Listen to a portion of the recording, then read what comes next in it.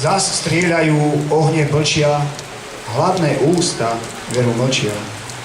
To, čo kričí, sú zas zbrane, oči plačú, chladnú dlane. Škola pomáha zas ako treba, dáva silu, nádej, chleba.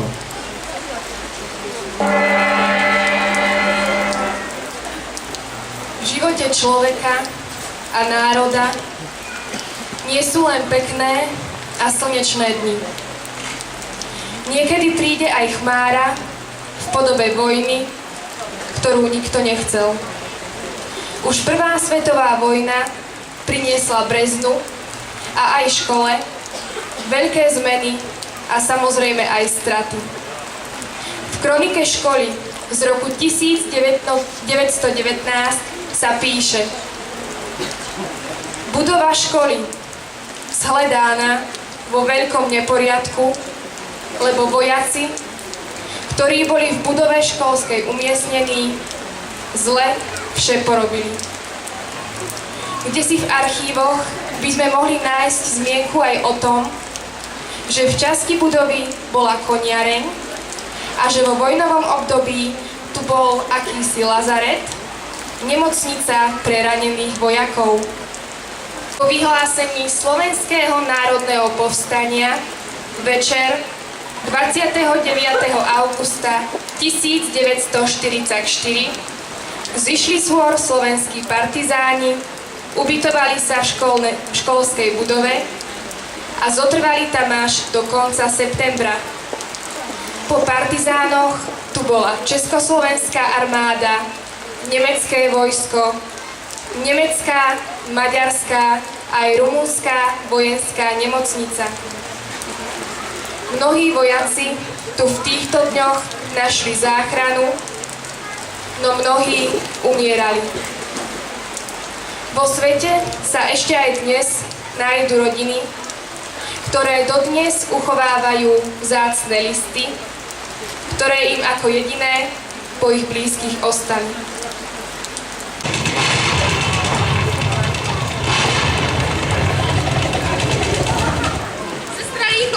Ďalšieho raneného. Som na stôl.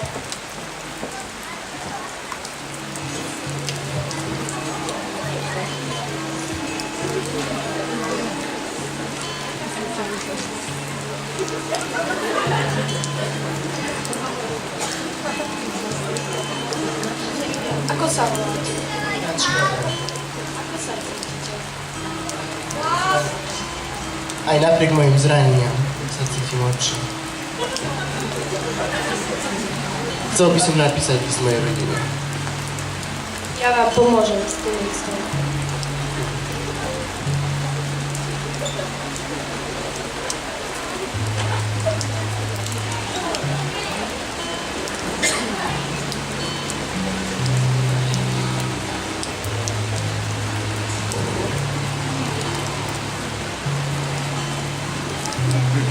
Drahá rodina, píšem vám aj napriek veľkým bolestiam, no s väčšou radosťou. Žijem. Práve ma priniesli do lazaretu. Okolo mňa zomierajú priatelia, celkom neznámi ľudia. Všade počuť strieľanie zbraní. Mám trochu strach.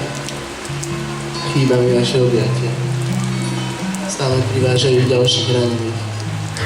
A ja by som chcel tíšiť svoju a ich bolesť. No nejde to. V tomto pekle si spomínam na vás, moji drahí. Spomínam, ako sme spolu sedeli za stolom, snívali o ďalekom svete. A ja som videl tento svet. Je veľký a zlý. Ľudia sú si cudzí. Zabíjajú sa navzájom. A ja o to viac túžim sa dostať naspäť domov. Aj napriek tým horám a dolinám, ktoré nás oddeľujú, cítim vôňu nášho lesa a chuť lekvárových buchiet, ktoré mám tak rád. Nestal som sa hrdinom, nezachránil som seba, vás, ani svet. Drahí moji, chýbate mi. Ľúbim vás. Chcem byť pri vás. Toľko som vás chcel ešte naučiť, moje deti. Dúfam, že sa čoskoro ešte uvidíme. Poskával náš syn a otec.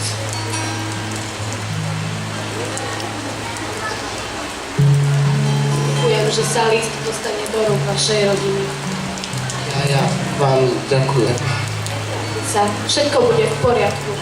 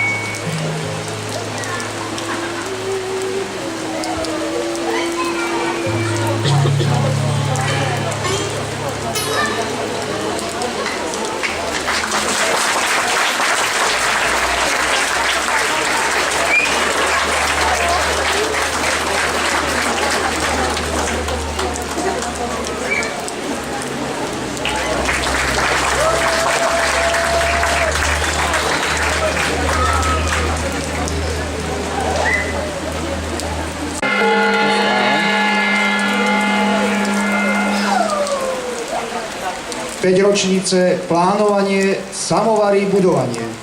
Posedíme pri čajíku, natiahneme harmoniku. Vývad hlava, vývad ústa, kričia všetky mladé ústa. Škola je zas plná detí, pieseň mieru svetom letí.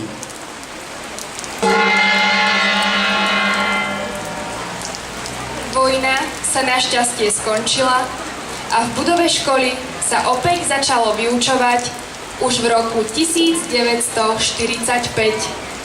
V roku 1949 bola zavedená povinná 9-ročná školská dochádzka a vytvoril sa jednotný typ základnej školy. V 50. rokoch nastal rozvoj mostárne v Brezne, čím sa do mesta prisťahovalo množstvo nového obyvateľstva a tým sa zvýšil aj počet školopovinných detí. V roku 1960 priniesol ďalšie zmeny nový školský zákon, ktorý hovoril, že žiaci začali dostávať učebnice zadarmo a v meste boli zriadené dve samostatné základné školy. Prvá základná 9-ročná škola na Školskej ulici v budove našej školy a druhá základná 9-ročná škola na Štúrovej ulici. Na základných školách sa v roku 1966 učilo 2348 detí.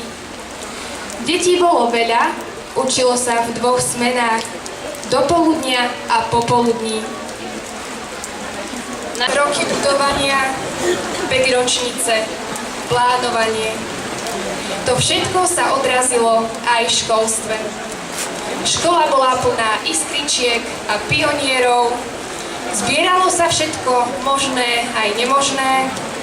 Organizovali sa besedy s kýmkoľvek a o čomkoľvek. A hlavne všetci sa stretávali pri samovare, na čaji či pri jedličke. Škola by nebola školou bez niekoho, kto sa o ňu stará, kto ju riadi. Počas histórie sa v jej vedení vystriedalo niekoľko veľmi zaujímavých osobností. Prvým známym riaditeľom bol Karol Peprný, Bolo to v rokoch 1919 až 20. Po ňom nastúpil Karol Rapoš, Ján Repka a po druhej svetovej vojne Jozef Alakša. Prvou ženou na tomto poste bola Anna Pekárová, ktorá svoju funkciu vykonávala 2 roky. Po nej nastúpil Adolf Schuster a v roku 1960 sa stala riaditeľkou opäť žena Alžbeta Kachničová. Neskôr to bol Štefan Giertli, Emil Urbán a Ivan Stehlík.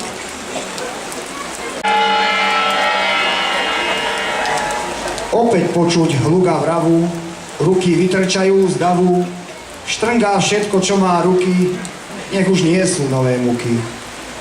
Doba dosť už pokročila, prišla zmena, nová, milá, padli ploty, padli múry, no tam sa už nik nebúri.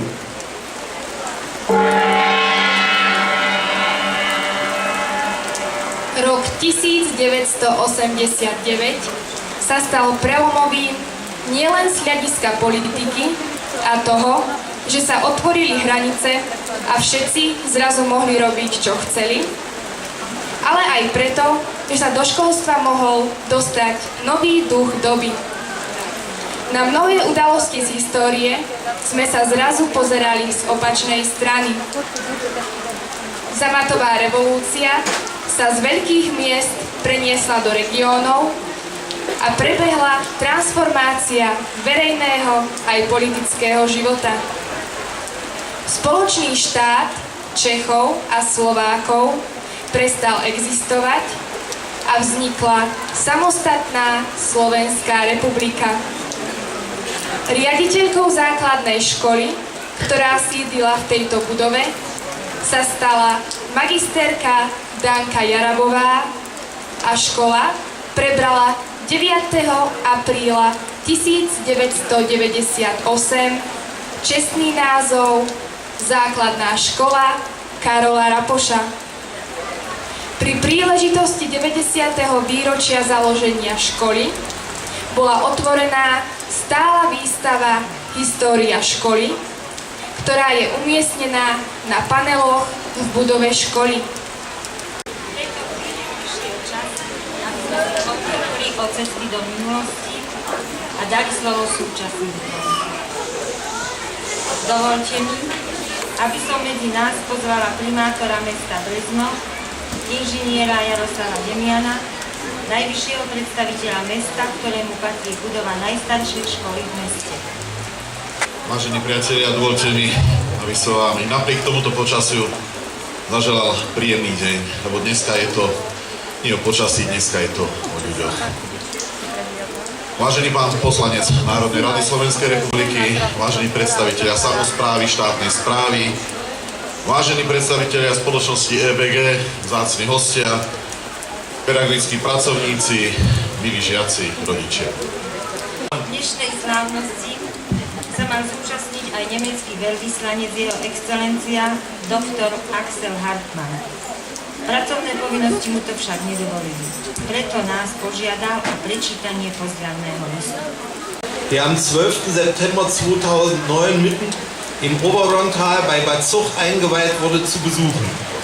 All dies signalisiert, dass Kooperation, Zusammenarbeit und Bildung wichtig